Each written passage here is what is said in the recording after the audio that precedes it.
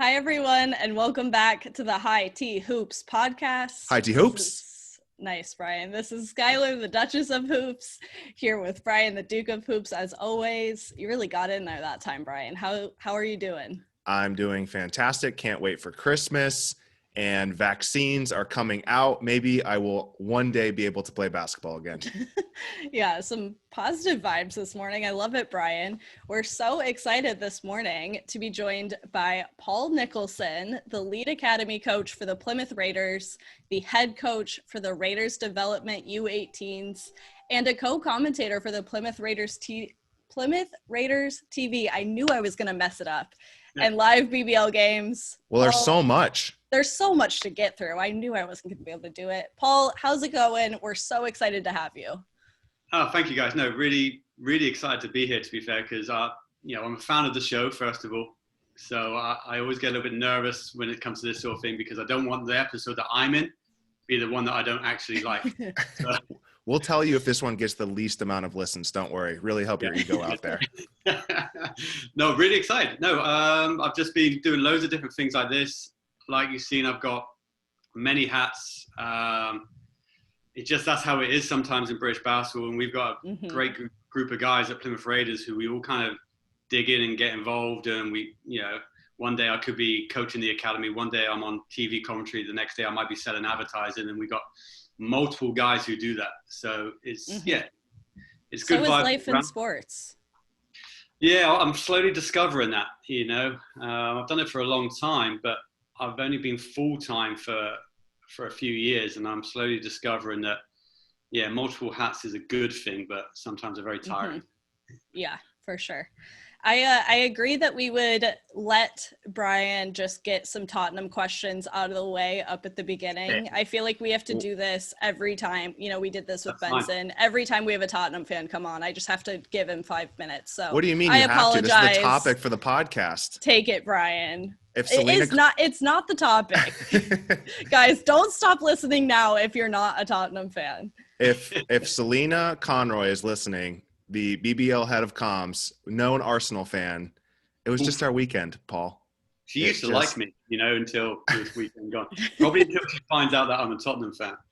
She got real quiet after I tweeted at her saying, I'm ready for this derby, and I haven't heard from her since. Do you know what? Because we obviously had the Newcastle game. Mm-hmm. Well, I got back from the Newcastle game. I used to be one of those people who try to avoid the score and watch the highlights. Yeah, I can't help it on Derby Day. I looked at the score, and that night that was a good night. It still feels good. Beat Arsenal. Yeah, I'll take that any day of the week. So a few questions for you before we get into basketball. Go on. Actually, these are basketball questions, Skylar, so I'm cheating the system here. Do you think Tottenham playing basketball after training has been the key to their success? See, that's a good question. That's a very good question. Hey, why not? Let's team go chemistry? You're having fun? Yeah, let's go with it. Hand-eye coordination. I don't know why that's relevant at all. Cross-training?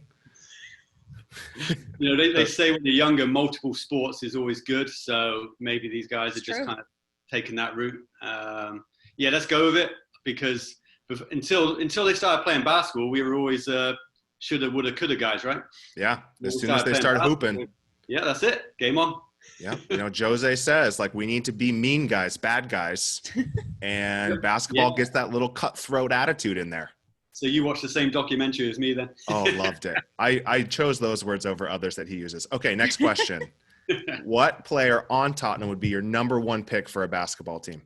Like current player or current player right now. Who are you plucking off that squad, putting them into your development program? They're going to be a Plymouth Raider someday.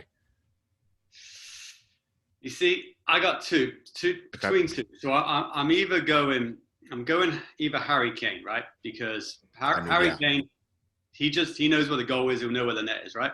That guy that can pull up from anywhere and your money all day. That's Harry Kane right there. Yep, great feel around the hoop. By the way, do you get told you look like Harry Kane? I literally never thought that until we got on this Zoom. I'm really sorry. I get that a lot. Even the academy program that I work in, when I introduced myself to one of the classes we've never met before, for the whole season, one of the kids called me Harry. The other guy would be Hugo Lloris. Oh, yes. Defensive presence, big hands, big body. From France. Definitely played some basketball growing up. Yeah. Little Rudy Gobert vibes. Hand-eye coordination. Yeah, I like a good defensive player, so I would be putting him up in the mix as well. So would you give Rudy Gobert a max contract for the Jazz? Is that what you're saying? Brian, we're so early in the podcast. Stop putting him in these traps. Can I have one more just terrible question? I get one more? Okay. Thank you for the Tottenham questions. Moving on. You just launched your own podcast, the Plymouth Raiders, the podcast. Congratulations. You're entering the podcast game. Skylar and I are, salty veterans. We've been doing this for, over 5 months now. So what questions do you have for us about podcasting? How can we help?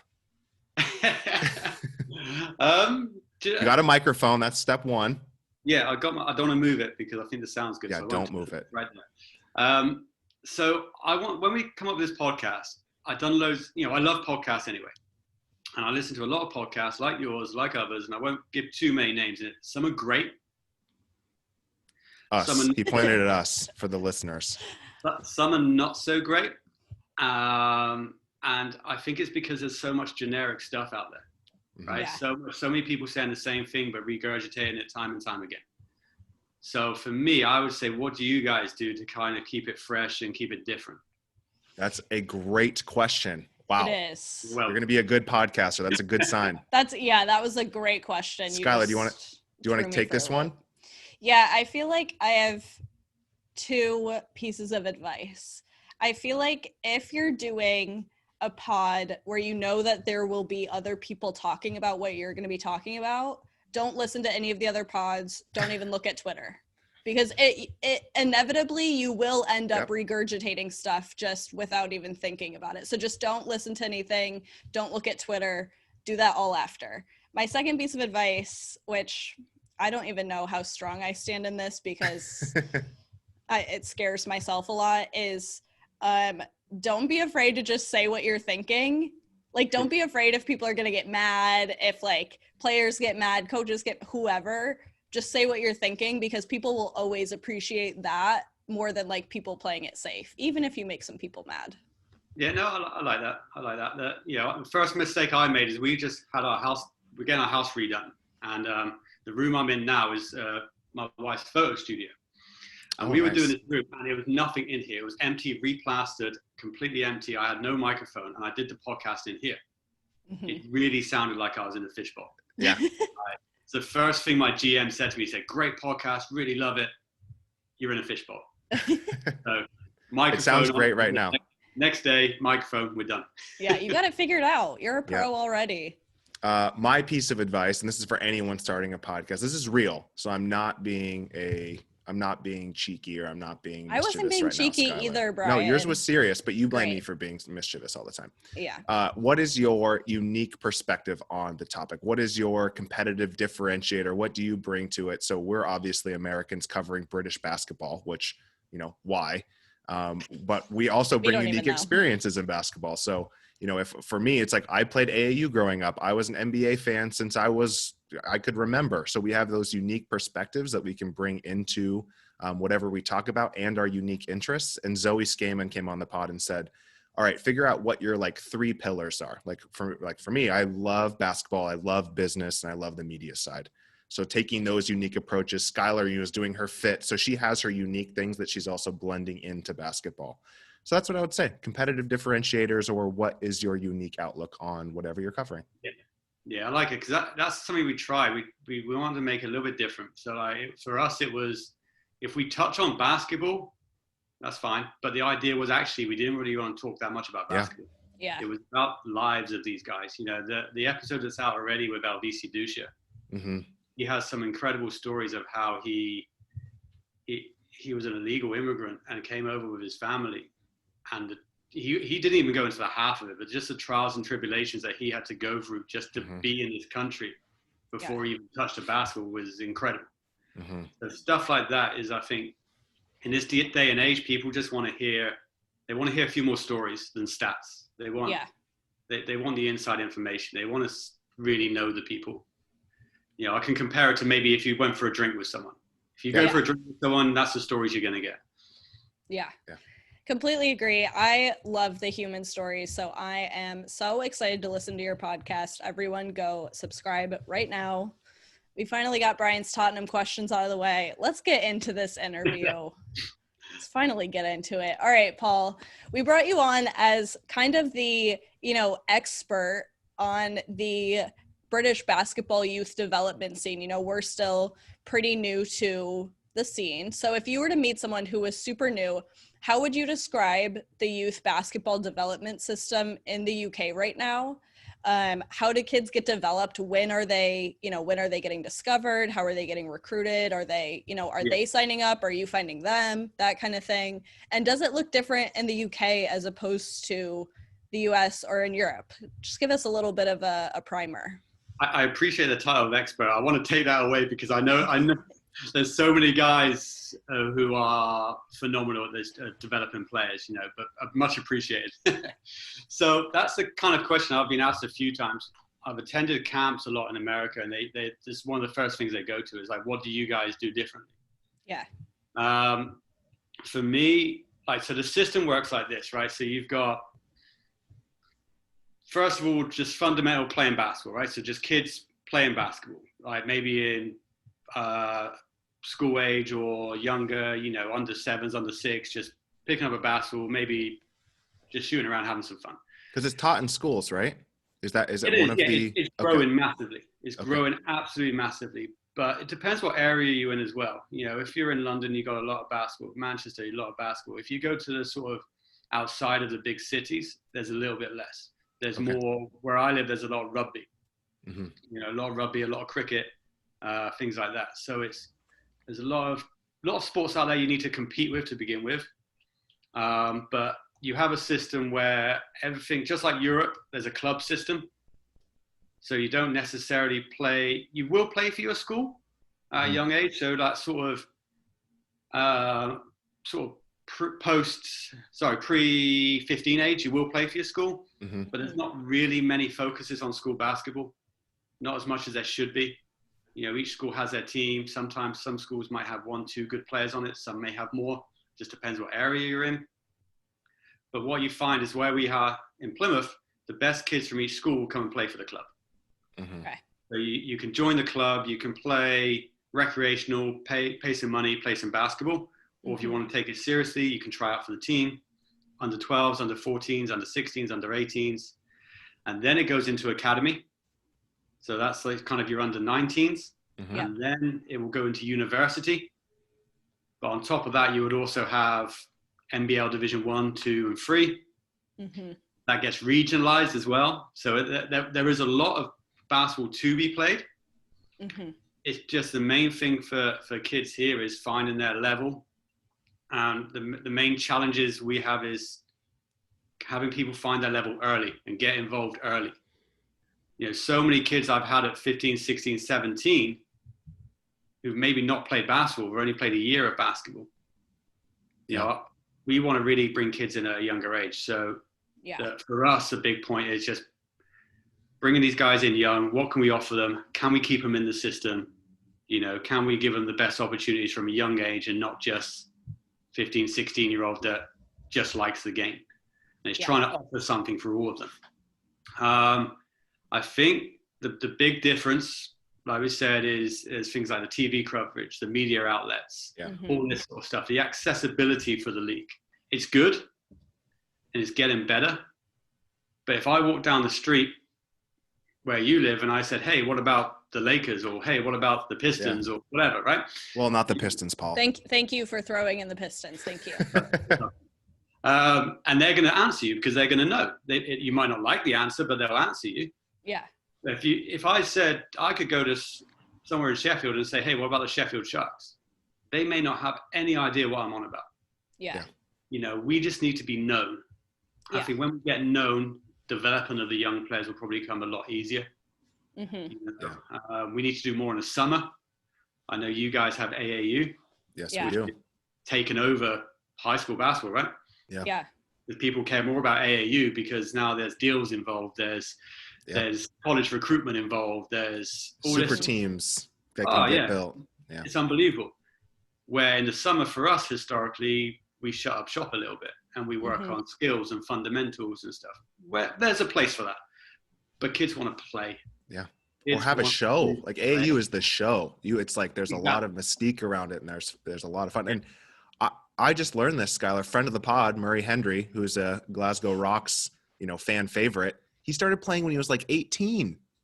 So old. And he's like, he's 6'8". He has like a 40-inch vertical. He's a freak athlete. And it's like, okay, if he started when he was 6, what could he be developed into? Yeah. Yeah, you get that. That's normal. So I coached a kid who he's now in Colorado, Adams State University. But he came on board at like 15, 16. Which is quite old, really, when you think about someone who wants to progress into American college basketball. So I think the biggest thing for us in the UK is bringing people through the door at a young age with so many distractions around them, where basketball isn't your biggest sport. It's your fastest growing sport, but it's not rugby. It's not football. And that's the challenge. Yeah. I started playing basketball because I saw a friend playing basketball, and that was it, really. I saw him in the garden playing basketball. I tried playing it. It was good. I watched NBA because NBA actually was on TV in the UK as well then, not just on Sky. And that got me into it. But then all of a sudden, basketball became very inaccessible for people. You couldn't see it anywhere. You couldn't find it anywhere. And then it's now, that's the whole transformation's happened, and it's coming back. Yeah. You said, you mentioned how as the league becomes more known and as, basketball in general grows in the UK, how that will, lead to you guys being able to develop more players and develop them better. Do you think that it could work the other way too? Do you think that if, you were to get a bunch of kids into the, into development programs that could, create BBL fans out of them, it could create basketball fans out of them, and it could kind of become, a reinforcing loop? Yeah, 100%. So a big thing I have with my guys is I really encourage them when I send them the links to every game. I send them all the stuff that they can watch. I send them all the podcasts about the British basketball. I just send that in our chats to them because I just want them to be involved a little bit.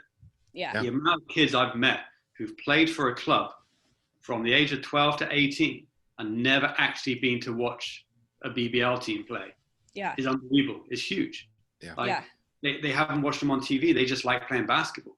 And I don't think that's just in my area. I think that's known throughout the country. A lot of players are like that.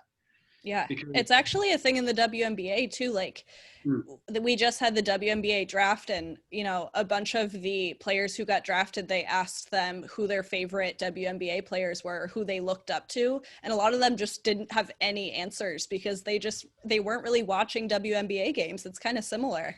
Yeah, it is very much. So I tried to do what I can with my guys, and what we do with the academy program is I actually offer out, we can't do it at the minute because of the restrictions in place, but we have work experience for all my players.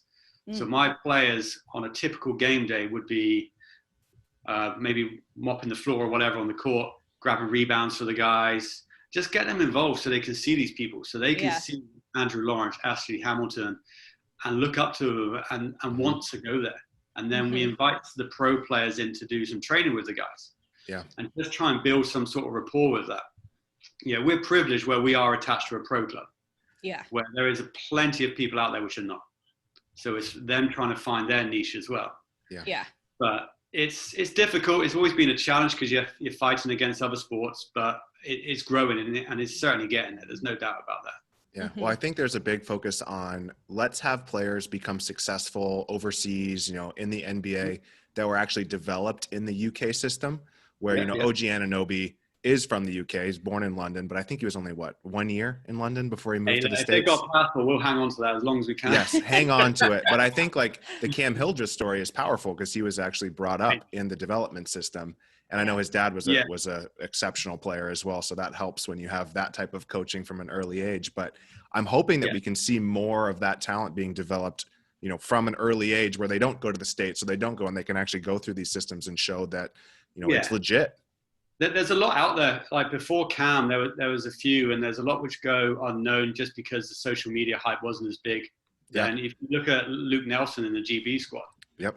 So I remember coaching against Luke Nelson. It was under 18s. I think it was, I can't remember how long ago it was now, but he was like just turned 15 years old.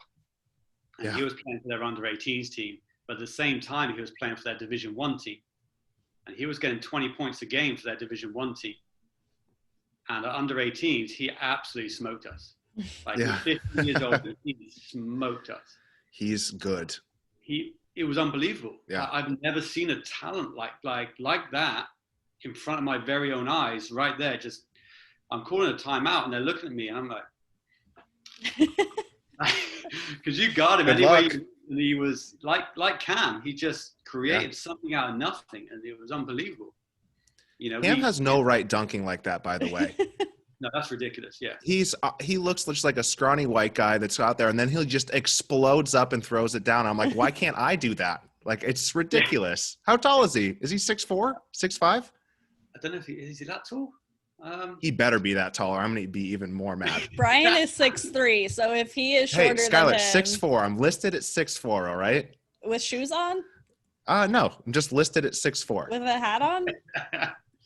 Yeah, I don't know how tall he is, but like he's special. Like, and there's a lot of kids out there like that, and there's a lot of kids in the UK which really go underrated. Yeah. So on that, I was just gonna say, on that, what are some of the goals of the academies and clubs? So it seems like there is a path to go through these systems. Yeah. So like Skylar said, are they trying to are you trying to get them into the BBL? What are some of your goals of these players coming out of the academies? It depends on who you are and where you are. So you've got different types. So you've got your academies, and if you look at your Myerscough, your Barking Abbeys, people like that, your Haringey Hawks, those guys, they're about winning. They recruit a lot, heavily recruit. Yeah. So you get a lot of academies which you will get an influx of local players, but you will also you're trying to recruit the best kids in the country, period. And they are great programs. Like Myerscough going overseas, Haringey going overseas to Europe and winning games over there, phenomenal. They are top academies. And then you also got ones which you need to look after the local kids. Because I'm Plymouth born and bred. I'm a Plymouth fan, always have been. So when I run an academy, my first thing is I want to make sure every kid in Plymouth has got a home to play basketball. I'm not going to be bringing in too many guys who are going to take their place. And that's just because I want to look after our own for a while. Yeah. If that means we can't compete at the top division or whatever, it is what it is. We'll get there eventually, and we start from the bottom up. But I believe there's a pathway for everyone, and I believe you can come to our academy, you can play throughout all the age groups. You can then go to university, and then you can maybe, if you're good enough, train for the BBL team. Denzel Ubiaro he still is in university. He's not a Plymouth player, he's from London, but he came down to university in Plymouth, and now he's absolutely killing it right now in the BBL, making a name for himself. Yeah. And there's stories like that all over. So it is possible that you can go from 12 years old and go through the system. But at the same time, I'm not in the business to crush anybody's dreams. And if someone wants to go to America, hey, you go for it. You fill your boots, live your dream. But as long as we give them the right information and we prepare them in the right way for that, because it's not quite as easy as I'm going to jump to America and live the dream, because you could easily get lost in the system there as well. Yeah. So I think there's routes for everyone. There's so many young players playing Division 3, Division 2, Division 1 basketball these days in England. And there's so many going overseas. And personally, I just think there's something for both. You could go both avenues. Yeah. Yes, I'd love to keep everyone here, but I'm a person of experience, and I like to go and see things and do things and try things. And I can't do that if I stay in Plymouth my whole life. Yeah. I feel like that segues nicely into what advice do you have for young British hoopers? So explore. Like the main thing on that, explore. Don't just be there's nothing wrong with being a one club guy, but you've got opportunities to go places, go to camps, go overseas to camps, go to an AAU tournament, like go visit a high school, go to go over to Europe and be in a tournament or something like that. Just go explore different avenues. You know, if you've only ever been in one club and coached by one coach, you're going to know one way. Yeah. And we all know basketball is not one way. Mm-hmm. You know, it's different thought process, it's different people, it's different advice, it's different tactics. Like, go see the world and figure it out what looks good for you. It's the same with coaching as well. Like, if I had a role model who's one coach and that's the only coach I listen to, I'm going to coach like him. Yep. I will never actually figure out what works for me. And I think it's the same for players. So my biggest advice is get out there, see the world, play basketball in different countries, different places, meet different people. Yeah. You know, don't just stick to the. You also see your level. Like if you have only played in one city or one state and you're the best one, I can guarantee you're not the best if you expand out of that bubble a little bit more. And that challenges you. It pushes you to be a better player when you kind of have that step change and that step level to people that you get, you know, rocked by. Yeah, you have to push up. Like, if you're the best player in your under 16s group, you need to be playing under 18s. If you're the best player under 18s, you need to be playing Division 3, Division 2, or whatever. You know, you have to just keep pushing and pushing and pushing. Yeah. And that's also a lot of responsibility on the coach. The coach has to set that play in motion. Yep. Yeah. And it's not even going into a league or joining a new team. It's like you said, going to a camp. Go to the States to play in a camp where you can see the best in, you know, what different countries have to offer. Because those are less commitment, but you can actually get the, oh shit, I need to work harder. Like, I need to up level my game. I had that experience, but not as a player, as a coach. You know, I've coached here in Plymouth. I've only ever coached for Plymouth. I coached Southwest England, which is kind of like, from club basketball, you have regional basketball, and then you have national basketball. And that's fine. We went overseas, did tournaments. But I made a decision to contact someone who I met at a GB camp and say, look, I want something else. I need something else. Like, I need more influences. And he invited me to get in contact with someone in the States. And I went to an organization called Hoop Group. I don't know if you know who they are. That makes me sound terrible now because I tell everyone it's a camp organization in the States who run really massive recruitment camps in America. So they're based over in Pennsylvania, and there's 700 kids in these camps, and you have like 60 odd coaches there. And I went there for the first time visiting America, and it just took me by storm. Seeing the level of players physically and athletically at that age, at a young age, was unreal. Unreal. Yeah. Fundamentally, actually, wasn't a huge amount of difference. You know, I think fundamentally our best players were head and shoulders above some of those. But athletically and physically, it was just a different beast. Different beast. And you see why guys who maybe not quite as skilled, but they're big and strong, get picked up, because you can teach the skills. You can't teach the big well, and our best athletes go into basketball. Yeah. You know, it's the cool sport. Everyone is attracted to it. Yeah, very much so. It's something which from that point on, it was a real eye opener, and I just made it a point to learn from as many coaches as possible and ask questions. And we try and do that down here with all our coaches. We've got a guy who kind of looks after us and kind of coaches us. Yeah. He doesn't have a team. He just looks after us. And sometimes we need that. Yes, absolutely. I think everyone needs that.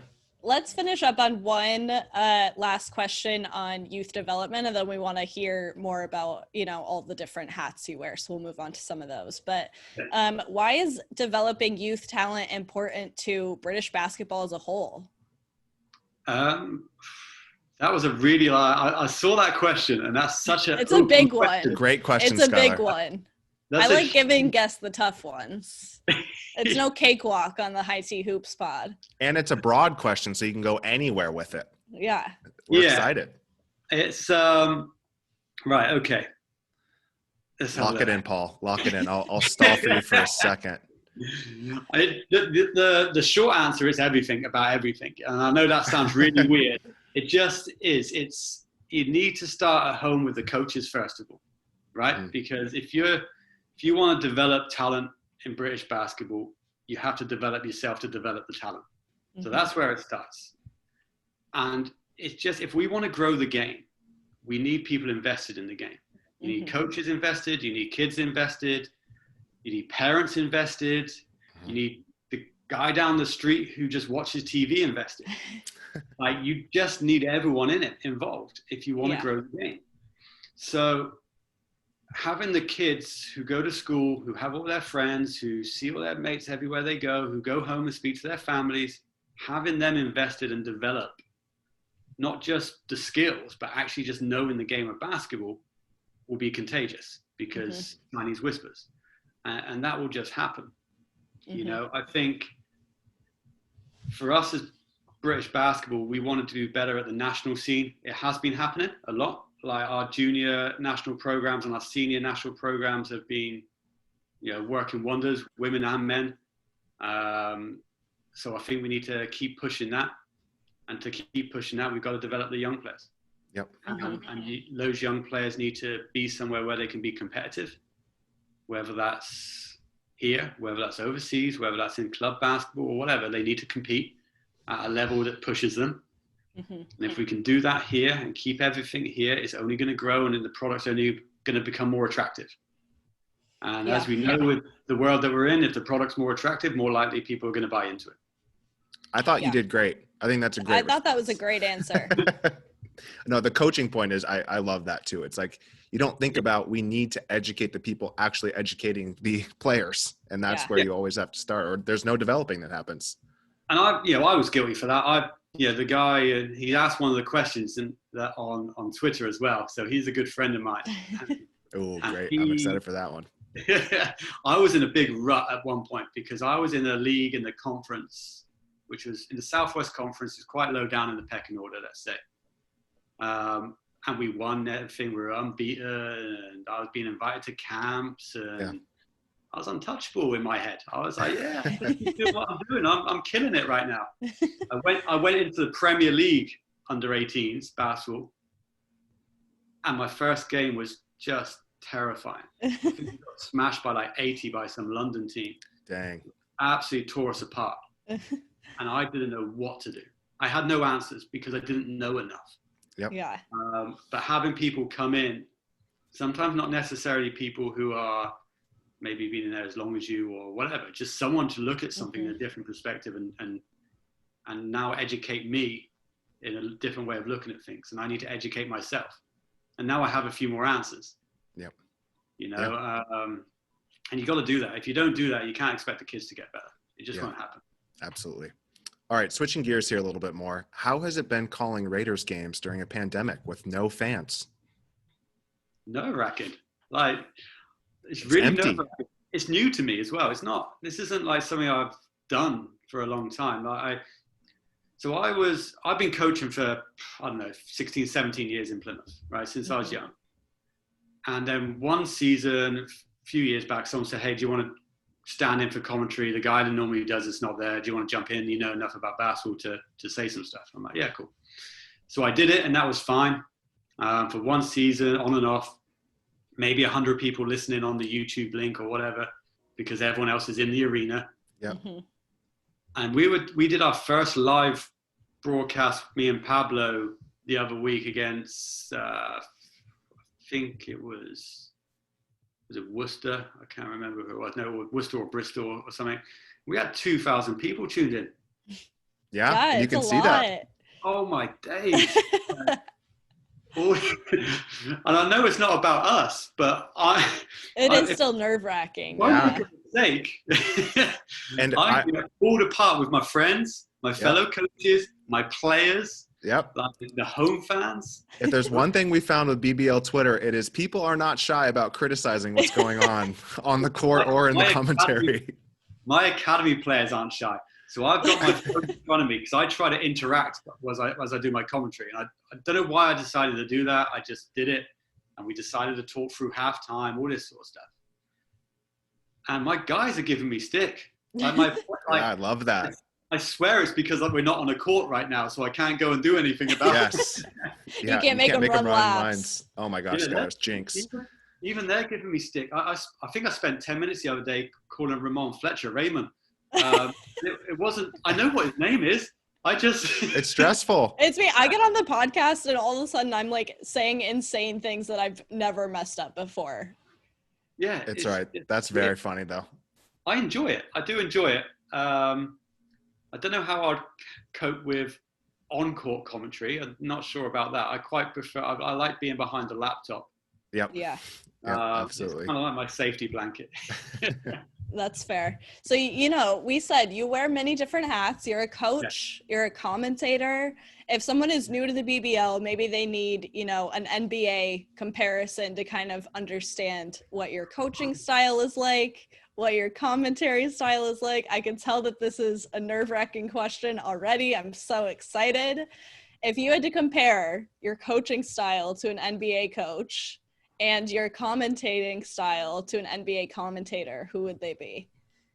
Right. Great question, Skylar. Thank you. Thank you, It's Brian. a great question. So great that I was on Google today going, right, what am I like? Who are Phil NBA Jackson, coaches? Pat Riley, Nick Nurse. Well, Yeah, just name the greats. Yeah. There you go. yeah, like my issue is I look at all these people and I'm going, I can't compare myself in any way. Right? That's the first thing I'm saying, like, because like, But we're making you do it, so you have to. So I'm thinking about what I see and what I hear on like the mic'd up videos that the NBA do. I like that. Do we know the Mike Tuck videos? Brian is Mike Tuck's biggest fan. He's handsome. I don't know what to say. No, sorry. You've got Mike. No, I said the mic'd up. Video. Oh, the mic'd up. The mic'd up videos. He has the perfect name for commentary. The Mike Tuck. He needs to make that his own. Mike Tuck. There you go, Mike. Take Tuck. that. Yeah, I just hear Mike Tuck no matter what you say. So I love the stuff that you do with Mike Tuck. It's hilarious. He loves him. He gets everywhere. No, so I like those videos, and my approach has always been quite a personal approach with the players. I'm not the shout guy. I'm not the hey run suicide badass guy. That's just not me. It's more about having relationships and trying to get the players coach. Yeah, there you go. Trying to get the players involved. I used to get criticized a lot for being way too nice to my players. Classic Tottenham fan, right? You're just too nice, Paul. So I think from what I listen to, I love what Steve Kerr does, how he communicates with his players individually. Yeah. And he's one of the guys that I noticed do it a lot. Yep. I don't get the privilege of staying up until 3 a.m. to watch all the NBA games, so I can't give you too much more than what I see on the TV here and stuff like that. But something like that, just the way he talks to his players, I admire that a lot. Yeah. And I Great think, choice. Clear for all my friends, I'm not comparing myself. But that's your style, and that's what you like to emulate. Yeah, and we hyped you up enough to say that you can compare yourself to an NBA coach. And it can be aspirational. Yeah. So that would be the style that I like. Commentary. So this is a difficult one because I didn't actually know too many names of the commentary. So I spent a good hour today just researching different commentators and listening to clips. I'm glad I gave you homework before this podcast. I appreciate that. And there was two things that really stood out for me, right? So Mr. Cavalier, Austin Carr.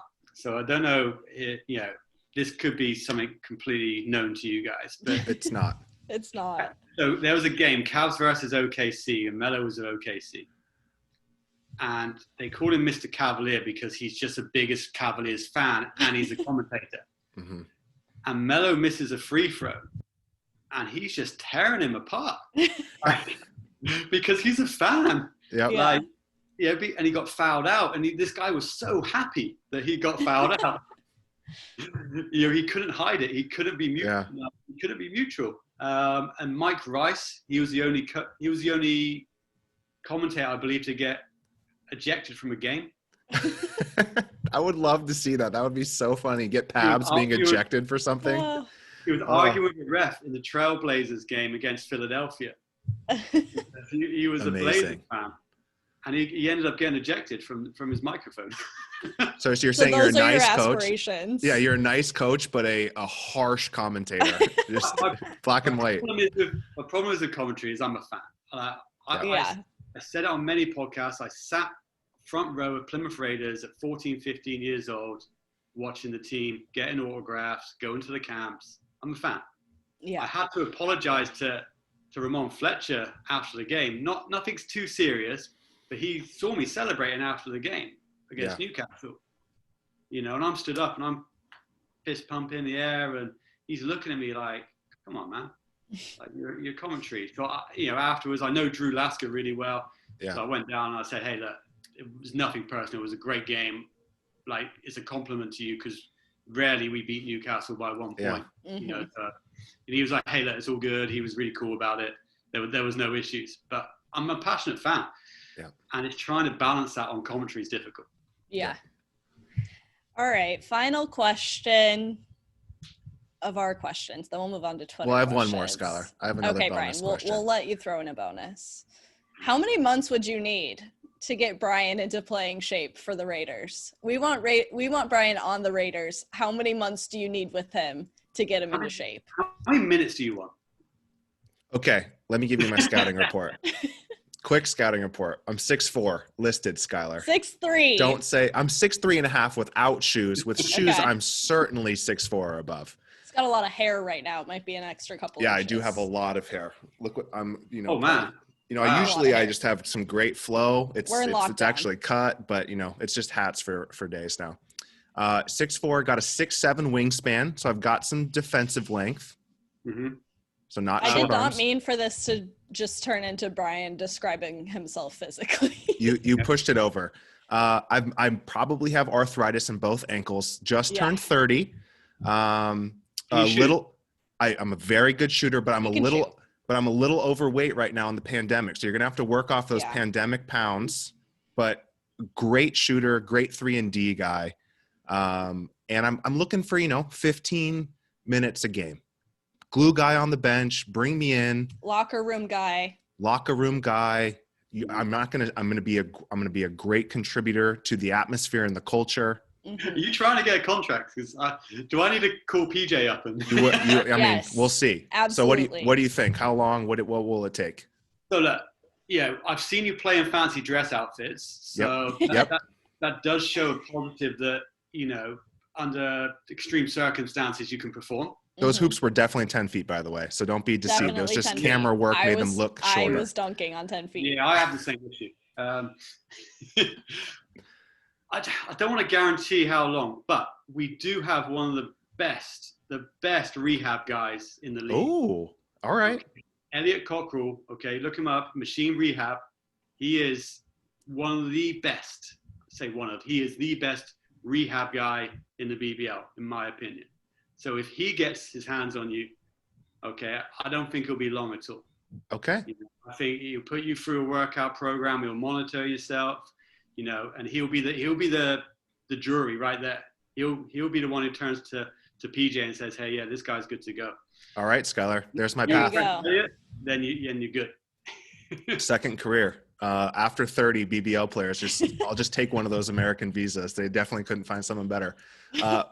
Bonus question.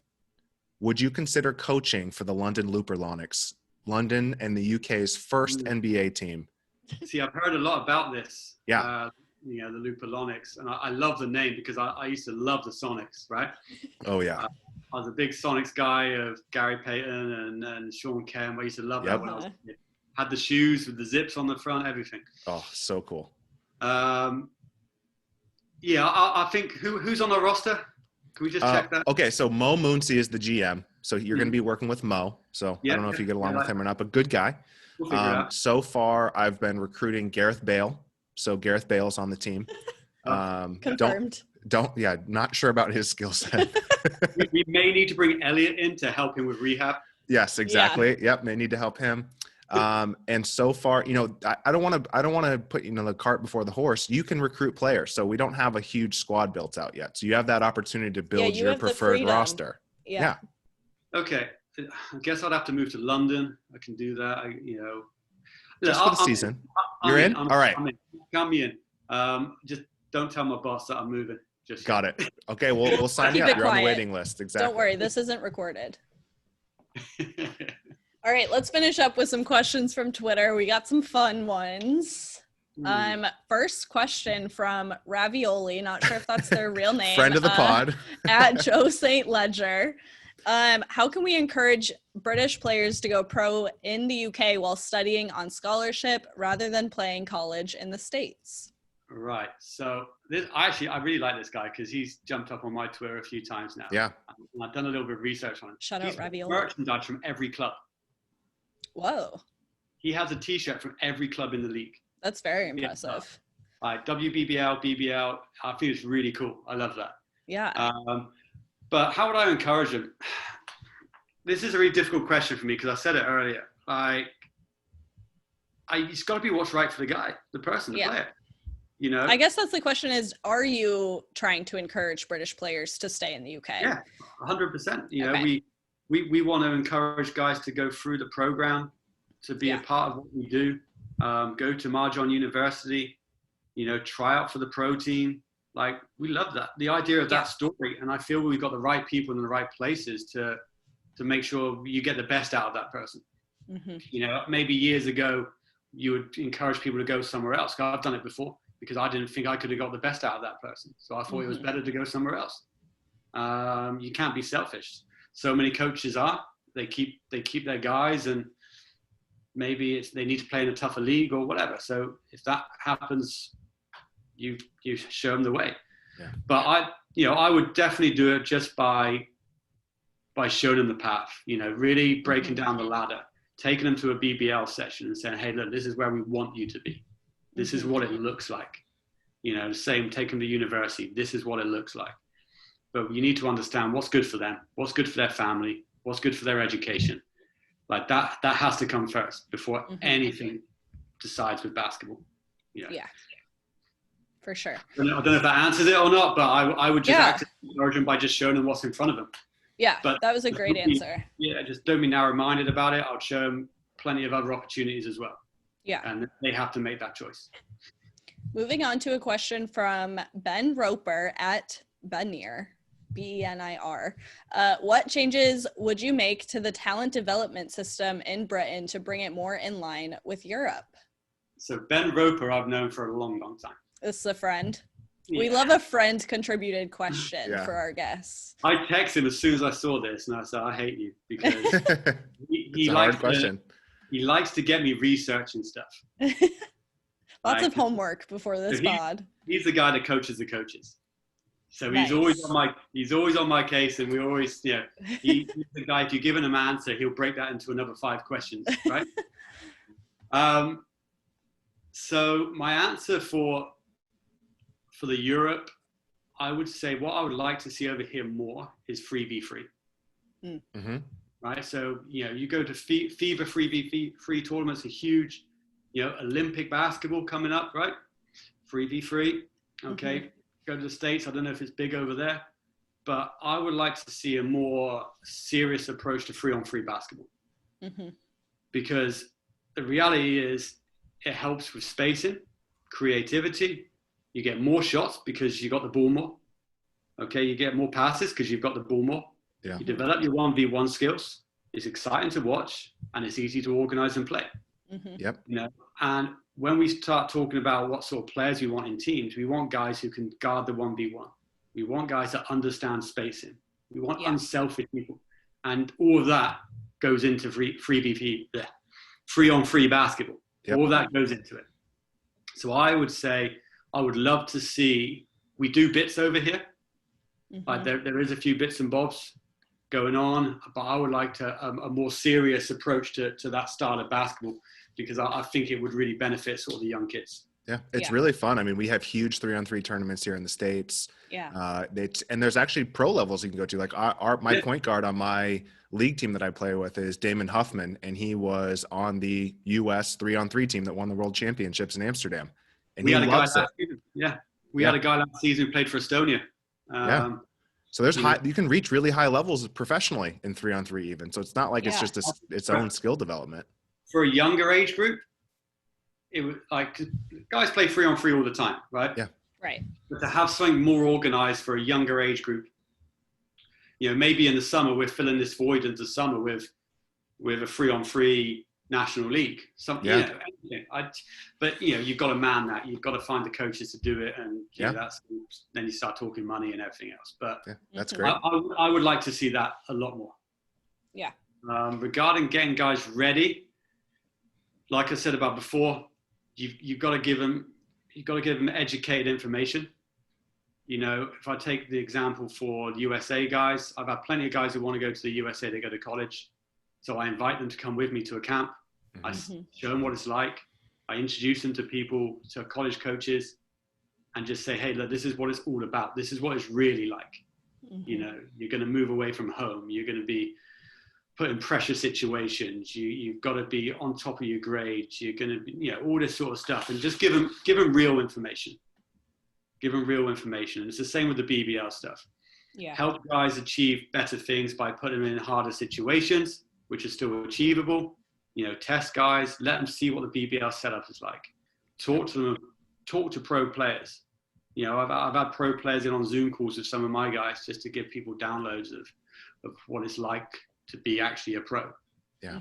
It's not all just playing basketball, signing autographs. There's a lot more to it, and they have to go through a lot of things. You have to leave home sometimes. They get cut sometimes. They find new teams sometimes. It's quite a difficult life. It really is, especially when you're not getting paid millions of dollars or whatever. It becomes a little bit harder. So it's just really giving guys facts and putting them in positions where they can see it for themselves. Yeah. And this Archie question, Skylar. Final Twitter question. Archie Domingo. Friend of the pod. Friend of the pod, Archie Domingo. We love Archie. Is he good enough yet? I don't know if this means in basketball or just like in general. But Archie, you are good enough, Archie. Archie, you're good enough for us. I don't know Archie, but I checked out his profile. Right, I thought I'd do my homework again. Yep. Archie, you're ready. That is a very funny question, considering you don't know. I don't know what you're ready for, but you're ready. Archie, get some confidence. We want to see you out there. Bet on yourself, Archie. We got you. Absolutely. All right. This was incredible. Paul, thank you so much. Tell the people where they can find you. I see. I don't even know my own Twitter handle and stuff. That's my problem right now. I'm on Facebook, on Twitter, on Instagram. Coach Paul Nicholson, or Paul Nicholson it could be. I honestly don't know my own Twitter handle. So we'll link to it. Don't worry. Yeah, we'll link to it. Yeah, you figure it out, right? So I'm more than happy just to talk to people, speak to people, ask questions, share experiences, whatever, take criticism. I'm game for it all. I don't mind. So yeah, but check out our podcast. You can also follow me on YouTube. I do have a YouTube account with drills and stuff like that on it as well. So feel free to jump on that too. All right. And that's pretty much me. Thanks, Paul. Thanks, Paul. Thank you guys. Appreciate it.